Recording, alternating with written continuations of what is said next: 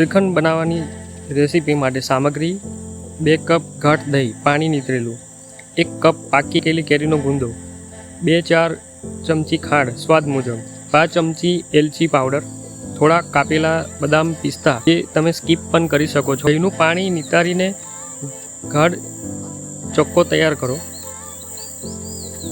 દહીં 2 થી 3 કલાક સુધી કોટનના કપડામાં કે પાતળું કોઈ બી સાફ કપડામાં બાંધીને લટકાવીને આ રીતના રાખશો તો બધું જ પાણી નીતરી જશે. બનાવવાની રીત: દહીંનું પાણી નિતારીને ગાઢ ચક્કો તૈયાર કરો. કેરીનો ગુંદો અને ખાંડ ઉમેરો. મિશ્રણને સારી રીતના ફેટો જેથી તે એકસાર અને ક્રીમી બને. એલચી પાવડર ઉમેરો. 1-2 કલાક માટે ફ્રીજમાં ઠંડુ થવા મૂકો. પીરસતી વખતે બદામ પિસ્તાથી સજાવો, સાથે દ્રાક્ષ પણ. ઠંડુ કેરીનું શ્રીખંડ બાળકોને ખૂબ જ ગમશે. કેરીનો મીઠો સ્વાદ અને ક્રીમી ટેક્સચર તેને ખાસ બનાવે છે.